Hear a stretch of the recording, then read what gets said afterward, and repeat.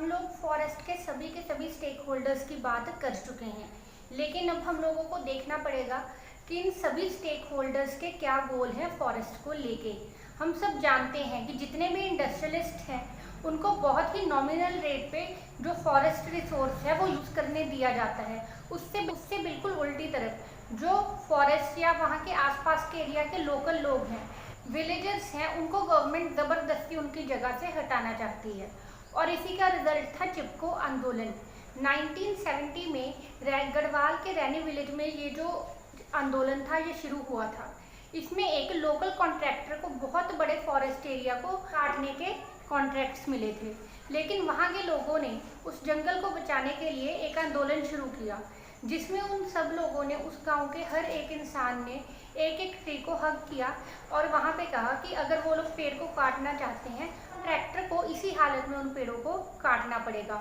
इस तरह लोकल लोगों के इंटरफेरेंस से बहुत बड़ा जो फॉरेस्ट लैंड था वो बच गया। सोचिए क्या हो सकता था अगर चिपको आंदोलन शुरू नहीं होता।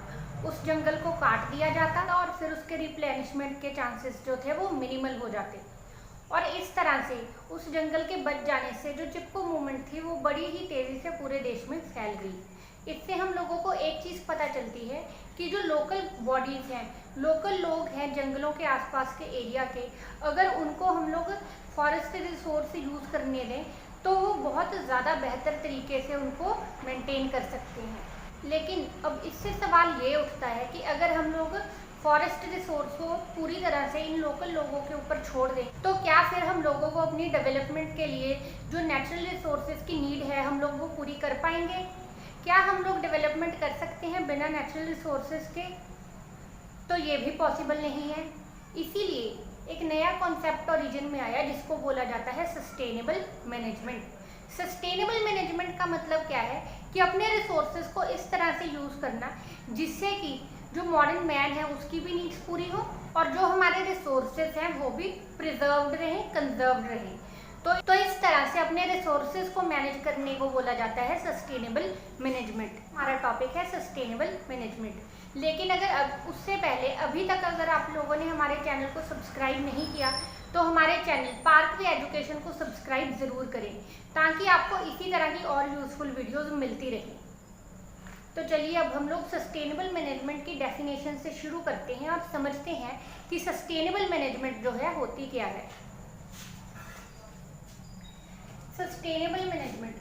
It is the use of natural resources in a way and at a rate that maintain and enhances the resilience of ecosystem and the benefits they provide. कहते हैं कि सस्टेनेबल मैनेजमेंट एक ऐसा तरीका है पे हम लोग जिसमें हम लोग नेचुरल रिसोर्सेज को एक पर्टिकुलर वे और एक ऐसे रेट पे यूज़ करते हैं जिससे कि उनको रिप्लेनिश होने का दोबारा से टाइम मिल जाए और उनके जो बेनिफिट्स हैं वो हमें कॉन्टीन्यूसली मिलते रहें और रिसोर्सेज को कोई नुकसान ना हो। इस प्रोसेस को बोला जाता है सस्टेनेबल मैनेजमेंट। अब ये जो सस्टेनेबल मैनेजमेंट है इसके कुछ प्रिंसिपल्स हैं।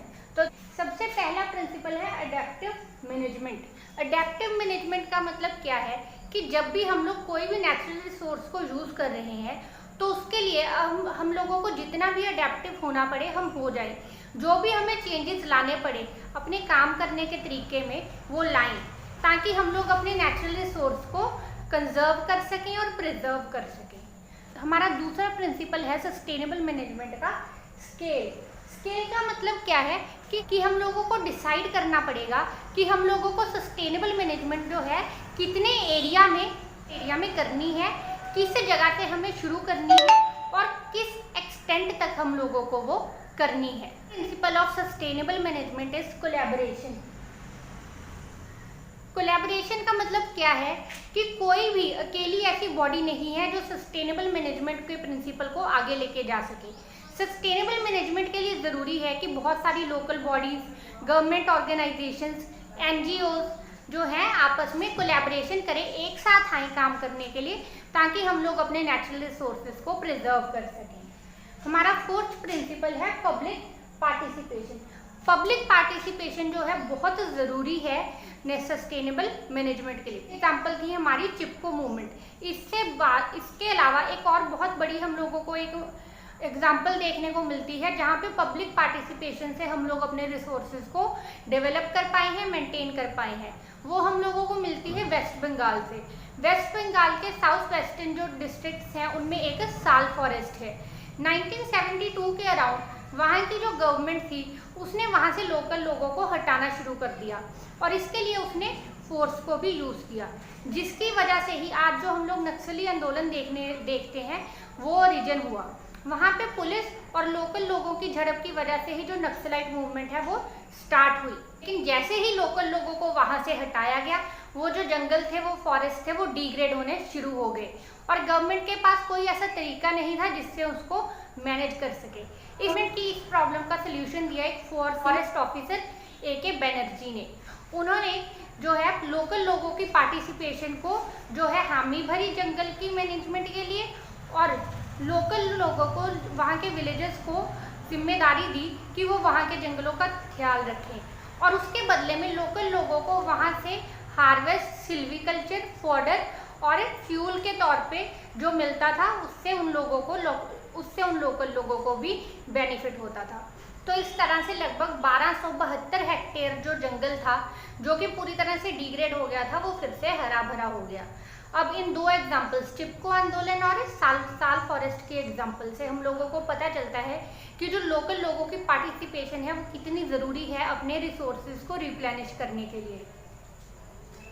हम लोगों का नेक्स्ट प्रिंसिपल है मल्टीपल बेनिफिट्स। मल्टीपल बेनिफिट्स क्या है? हम लोगों को देखना पड़ेगा कि जो सस्टेनेबल मैनेजमेंट है उससे हम लोगों को कितने मल्टीपल बेनिफिट्स मिलते हैं और उन लोगों को उन चीज़ों के बारे में अवेयर करना पड़ेगा। अब मल्टीपल बेनिफिट्स की एग्जांपल भी ये हमारी साल फॉरेस्ट वाली एग्जांपल है, जिसमें हम लोगों के जंगल भी हरे भरे हुए, लोकल लोगों को एम्प्लॉयमेंट मिली और जो गवर्नमेंट थी उसके ऊपर से लोड कम हो गया काम का। क्यों? क्योंकि जो लोकल लोग थे उन्होंने फॉरेस्ट को खुद ही रिप्लेनिश करना शुरू कर दिया। इसके बाद आता है लॉन्ग टर्म। लॉन्ग टर्म का मतलब क्या है कि जब हम लोग सस्टेनेबल मैनेजमेंट की बात करें तो हम लोगों को लॉन्ग टर्म गोल लेके चलने पड़ेंगे। अभी मान लीजिए कि समुंदर है, किसी भी सी पे आज कचरा पड़ा है, 4-5 लोग वहाँ जाते हैं, एक इवेंट करते हैं, उन्होंने एक दिन के लिए जो सी शोर था उसको साफ कर दिया, अगले ही दिन वहाँ पे फिर से उतना ही कचरा फैल जाएगा। तो ये एक शॉर्ट टर्म अटेम्प्ट था अपने रिसोर्स को मेंटेन करने का, लेकिन जो शॉर्ट टर्म गोल्स होते हैं वो बहुत ज़्यादा लंबे समय तक फ़ायदा नहीं देते। इसीलिए सस्टेनेबल मैनेजमेंट में हम लोगों को लॉन्ग टर्म गोल्स डिसाइड करने होते हैं।